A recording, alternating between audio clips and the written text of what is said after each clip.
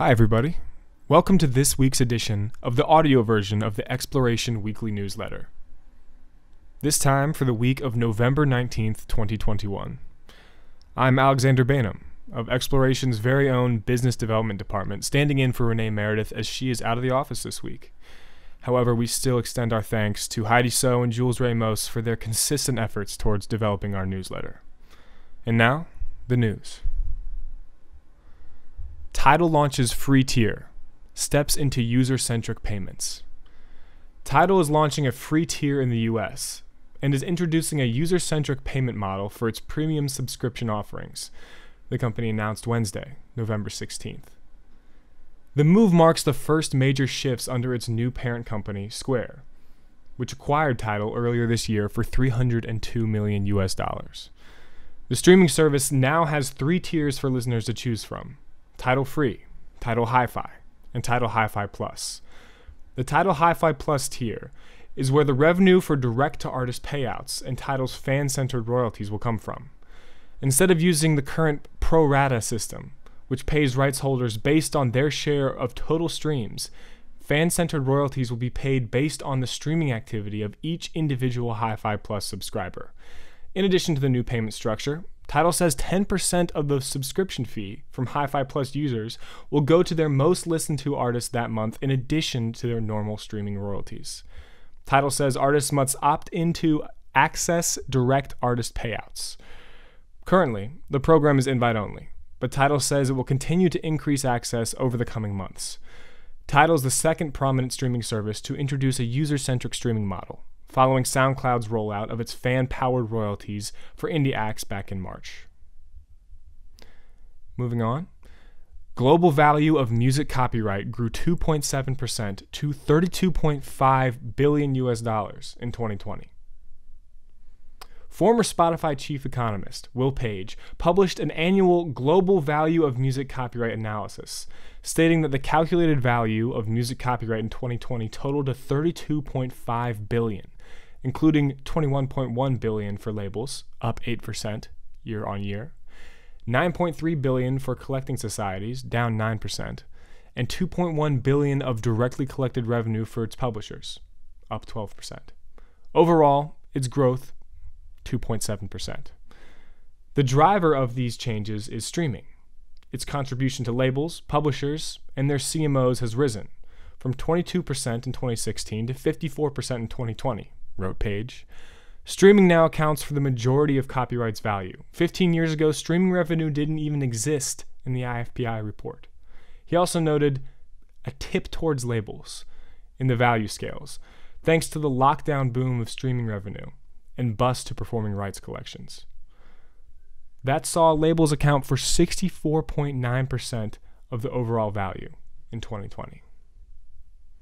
Up next, Spotify is rolling out lyrics across its apps worldwide. Spotify is finally introducing one of its most requested features to users globally: real-time lyrics that display during song playback, available on both free and subscription tiers. Lyrics will be available in-app for the majority of Spotify's library. The lyrics are provided by Italy-based Musixmatch, which says its catalog has over 8 million lyrics. Meanwhile, Spotify says it hosts more than 70 million songs.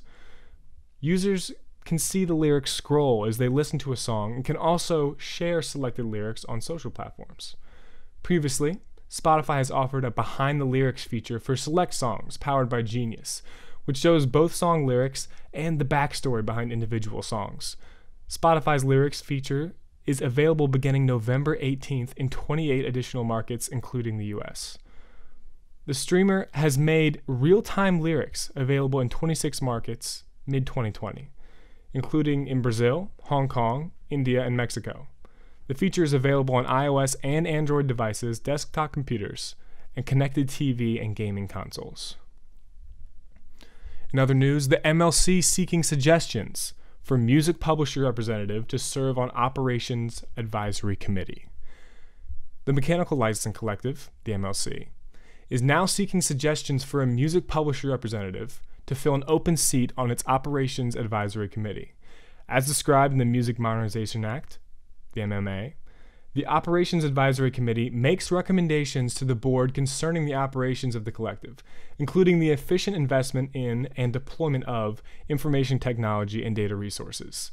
Certain governance positions at the MLC are reserved for representatives of music publishers.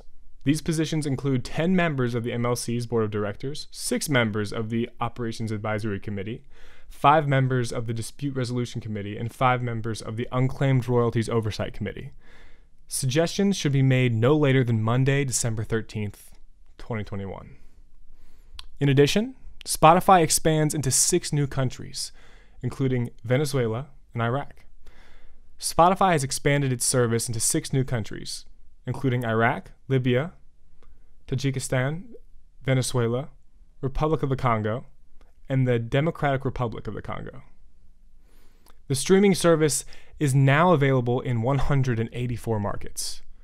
The announcement, detailed in a blog post, comes after Spotify promised a sweeping global expansion in February, aiming to introduce the service to more than 1 billion people around the world.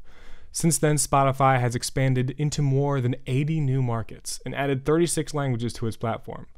The company has made both its free and premium services available in the 6 markets announced this week, and its global premium subscriber base grew to 172 million in Q3. That was up 19% year on year, and up by 4%, or 7 million subscribers, on the 165 million that SPOT counted at the end of the prior quarter, Q2 2021. And last but not least, global linked investment vehicle no longer pushing to acquire major stake in Iheart Media. An investment vehicle called Global Media and Entertainment Investments has seemingly ended its bid to acquire as much as 49.99% of American radio giant Iheart Media. After attempting to seek regulatory approval in the U.S. to increase its shareholding in Iheart, GMEI recently called off its bid, according to the Radio Plus Television Business Report, reporting that GMEI wanted a bigger non-controlling stake in Iheart, one that could expand to 49.99% if it chose to. But Iheart didn't want this, sparking a transcontinental tiff between the two radio industry giants. GMEI is the second Iheart investor to call off ambitions to significantly increase its stake in the company. At one point, Liberty Media was also looking to increase its Iheart stake, maybe as high as 50%. That also created regulatory concerns, though in Liberty's case, for competition law reasons, given it also controls SiriusXM and Pandora, and owns a third of Live Nation. But last month, it emerged that Liberty has now sold all its Iheart shares, formally ending its ambitions in that domain. That's all for this week, and we thank you for using Exploration as your resource for the most recent developments in the music industry. As in the words of our founding father, Benjamin Franklin, an investment in knowledge pays the best interest. And we'll see you next week.